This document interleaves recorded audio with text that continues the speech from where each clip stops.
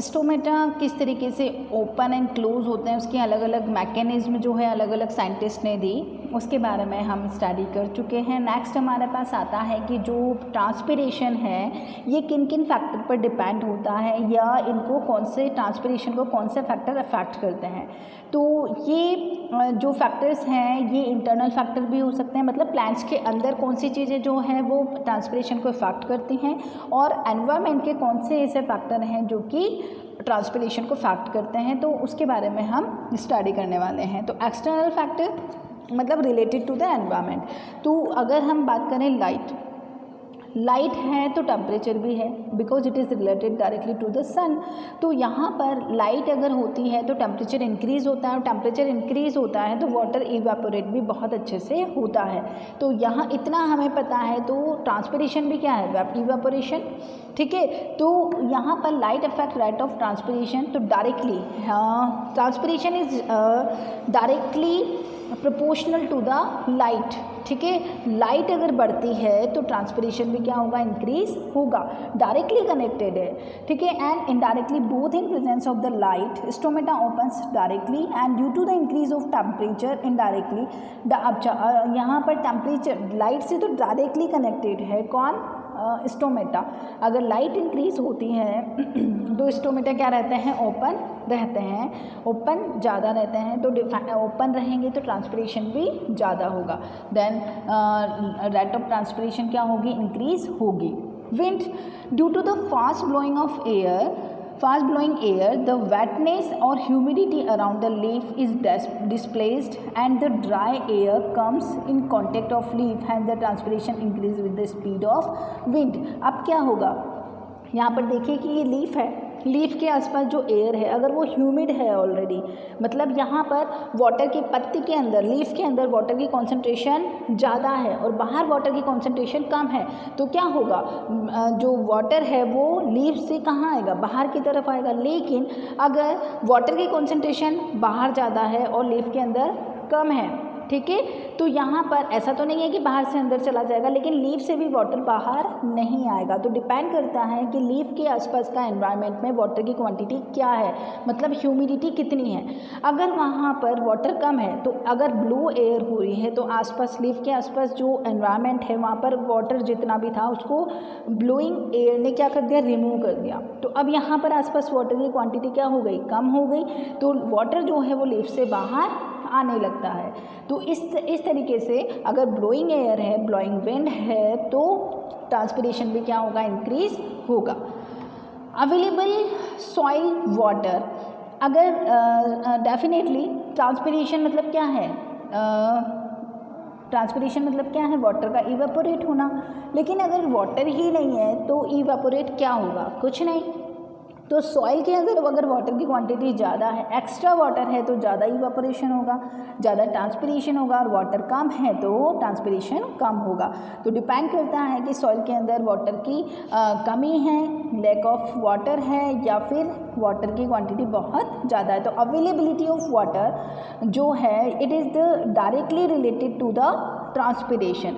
Availability of water ज़्यादा है, ठीक है, तो ट्रांसपिरेशन रेट भी ज़्यादा है। Temperature, due to the increase of temperature relative humidity of environment is low, so rate of transpiration is high. Temperature ज़्यादा है तो ह्यूमिडिटी ज़्यादा है, सॉरी ह्यूमिडिटी क्या है, कम है, और ह्यूमिडिटी कम है तो ट्रांसपिरेशन भी ज़्यादा होगा। इंटरनल फैक्टर्स की अगर हम बात करें तो यहाँ पर इंटरनल फैक्टर मतलब स्ट्रक्चर ऑफ लीफ हो गया, रूट शूट रेशियो हो गया, लीफ ओरिएंटेशन हो गया। तो यहाँ पर हम बात करते हैं नंबर 1 स्ट्रक्चर ऑफ लीफ। तो स्टोमेटा ज़्यादा है तो डेफिनेटली क्या होगा, ट्रांसपिरेशन ज़्यादा होगा। The rate of transpiration is affected by the structure of leaf. The epidermis of xerophytes is covered with cuticle. तो यहाँ पर एपिडर्मिस, और एपिडर्मिस ही क्या बनाती है, स्टोमेटा बनाती है, and epidermis is covered by the cuticle in the xerophytic plants. तो जीरोफाइटिक प्लांट्स में एपिडर्मिस मतलब जो स्टोमेटल पोर्स हैं वही क्यूटिकल से कवर हो गए, तो ट्रांसपिरेशन नहीं होगा या बहुत कम होगा। तो क्यूटिकल से या वैक्स से और hair and this the stomata are sunken type. तो बहुत छोटे बहुत ही ज़्यादा माइन्यूट पोर्स होते हैं या होते भी हैं तो वो सिकुड़े हुए होते हैं, सिंकन होते हैं। तो these features lesson the rate of transpiration और इस फीचर की वजह से ट्रांसपिरेशन बहुत कम हो जाता है।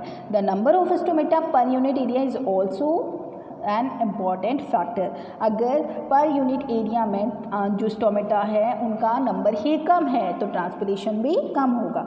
ठीक है, number of stomata is directly proportional to the transpiration या transpiration is directly proportional to the number of stomata.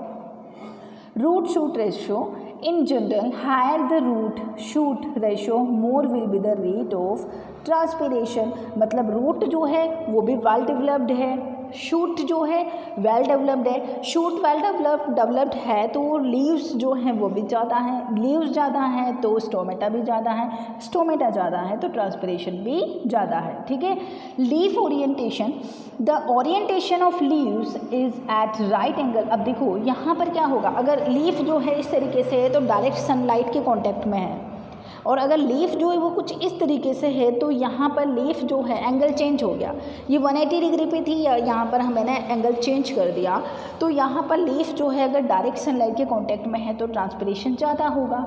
Depend करता है। तो ओरिएंटेशन मतलब क्या है कि लीफ जो है वो अपने आप को किस तरीके से अरेंज किया हुआ है लीव्स ने कि वो अगर ज़्यादा से ज़्यादा सन के कांटेक्ट में है तो ट्रांसपिरेशन ज़्यादा होगा और अगर कम कांटेक्ट में है तो ट्रांसपिरेशन भी कम होगा। अब आता है हमारे पास significance of transpiration. Significance of transpiration, transpiration significance कैसे हो सकता है, इसको एक इविल भी मानते हैं और इविल ही और ये ज़रूरी भी है। एक ऐसी इविल है जो कि जिस तरीके से फ्रिक्शन में हम पढ़ते हैं तो friction is a necessary evil, उसी तरीके से transpiration is also a necessary evil. क्योंकि यहाँ पर वाटर का लॉस हो रहा है तो ये क्या हुआ, नेसेसरी एविल हो गई। किसी भी चीज़ का लॉस होता है तो एक बुराई है, लेकिन ऐसी बुराई जो जरूरी भी है तो वो क्या है, transpiration. According to scientist transpiration is necessary evil, some consider it useful at others are harmful process. Plants have following benefits from the transpiration. तो यहाँ पर प्लांट्स को क्या बेनिफिट है कि डेफिनेटली एक्स्ट्रा जितना ज़रूरी है उतना ही वाटर इनको चाहिए। एक्स्ट्रा जो अगर वाटर होगा तो सेल्स जो हैं वो डैमेज हो सकती है। Ascent of shape in plants depend on the transpiration. Transpiration के ऊपर प्लांट्स के लिए क्यों ज़रूरी है, क्योंकि वेरी इम्पॉर्टेंट प्लांट का जो ट्रांसपिरेशन है, ट्रांसपिरेशन होता है तभी वाटर जो है वो ऊपर लंबे हाइट तक जो प्लांट है वहाँ पर चढ़ पाता है, वहाँ पर पहुँच पाता है। तो इसी के ऊपर डिपेंड करता है ट्रांसपिरेशन के ऊपर कि ascent of shape. Absorption and transpiration of the minerals and water in plants occur through the transpiration। तो यहाँ पर डिपेंड कर वाटर जो है, वाटर सॉइल से यहाँ पर गेन होगा। वाटर जो है वो कंटेन करता है किसको, मिनरल्स को भी। तो वाटर तो इवेपोरेट हो जाते हैं लेकिन मिनरल्स जो हैं वो तो प्लांट्स एब्जॉर्ब कर लेते हैं। तो वाटर जो है अगर वो ज़्यादा क्वांटिटी में ऊपर चढ़ रहा है या प्लांट्स उसको ले रहा है, इनटेक कर रहा है, तो उसके अंदर मिनरल्स को तो एब्जॉर्ब कर लेगा और एक्स्ट्रा वाटर है उसको वो इवेपोरेट कर लेगा। तो यहाँ पर अगर ओवरऑल हम बात करें तो ट्रांसपिरेशन की वजह से ही मिनरल्स प्लांट्स तक पहुँच पाते हैं through the water. Transpiration keeps the leaf temperature low. जिस तरीके से हमारी बॉडी में जो आपको पता है कि हमारी स्किन से वाटर इवापोरेट होता है या तो क्या होगा, हमें ठंडा, जब एयर जो है वो हमारी स्किन के कांटेक्ट में आती है तो हमें ठंडक महसूस होती है। उसी तरीके से वाटर जो है वो प्लांट में क्या कर रहा है, प्लांट में मूवमेंट कर रहा है, तो इससे वाटर की बॉडी इससे प्लांट्स की बॉडी का जो टेम्परेचर है वो लो बना रहता है या मेंटेन रहता है। Transpiration expelled out the excess water, ये तो है ही, एक्सेस वाटर जो है वो बाहर निकल जाता है। Guttation is also a process, लेकिन ये जो होता है ट्रांसपिरेशन जो होता है वो लाइट की प्रेजेंस में होता है, जबकि गटेशन जो है वो लाइट के प्रेजेंस, लाइट उसके लिए ज़रूरी नहीं है। The secretion of water in form of the small drops from the margins is called guttation. Margins मतलब क्या होता है, ये लीफ है, तो लीफ के किनारे जो होते हैं वो मार्जिन्स हैं। अगर आपने अपने जो रोज़ प्लांट्स है, अगर आप उसमें सुबह सुबह देखेंगे तो रोज़ प्लांट्स की जो मार्जिन्स हैं उसमें आपको छोटी छोटी वाटर ड्रॉपलेट्स दिखाई देंगी। तो ये कौन सा प्रोसेस है? गटेशन। सुबह सुबह अर्ली मॉर्निंग में जो वाटर ड्रॉपलेट्स जो होती हैं वो मार्जिन पे कलेक्ट हो जाती है, that is guttation. Guttation can be clearly seen in the morning time in the leaves, potato, colocasia, bryophyllum and some grasses. Grasses में भी बहुत ज़्यादा होती है, इसलिए सुबह सुबह जब हम ग्रासेस पर चलते हैं तो आपको ठंडक सी महसूस होती है, तो इसका रीज़न भी गटेशन है, क्योंकि प्लांट जो ग्रास की लीव्स होती हैं उनके ऊपर वाटर ड्रॉपलेट्स कलेक्ट होती हैं। तो यहाँ पर ये हमारे पास गटेशन के लिए एक स्पेशल स्ट्रक्चर पाई जाती है जो कि हाइड्रोथोट कहलाते हैं, हाइड्रोथोट्स कहलाते हैं, और उनसे वाटर रिलीज होता है। The loss of water occurs through the small pore situated at the vein ending the leaves की वैन एंडिंग पर प्रेजेंट है स्मॉल पोर्स, वो क्या है? हाइड्रोथोट्स। देयर इज ये भी क्या है? ओपनिंग है, स्मॉल ओपनिंग है, और इसमें भी वाटर पोर्स होते हैं। There is no activity in the cells found around the pore. यहाँ पर अब देखो स्ट्रोमेटा के आसपास तो सारी सेल्स एक्टिव थी, लेकिन यहाँ पर सारी सेल्स एक्टिव नहीं है जो इसके आसपास प्रेजेंट है हाइड्रोथोट के। There is a group of the cells epithem inward the हाइड्रोथोट के नीचे जो सेल्स प्रेजेंट होती है दैट इज़ एपिथेम।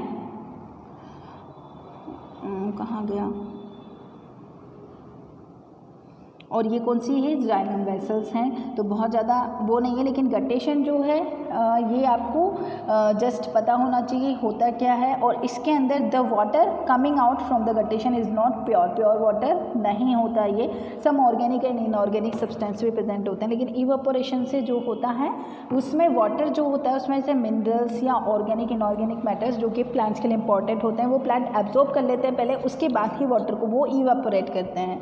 ब्लीडिंग मतलब क्या होता है कि अगर हमारे कहीं से भी कट लग जाए तो वो हमारा जो ब्लड है वो बाहर आने लगता है। उसी तरीके से प्लांट्स के भी अगर कट लग जाए तो वो प्लांट के अंदर का जो सेप है वो क्या होता है? बाहर आने लगता है, और उसी को ही हम क्या बोलते हैं?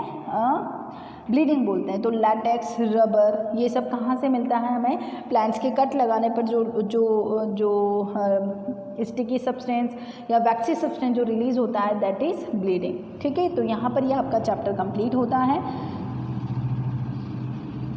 इसके बाद हम कुछ नया चैप्टर डिस्कस करेंगे। Till then take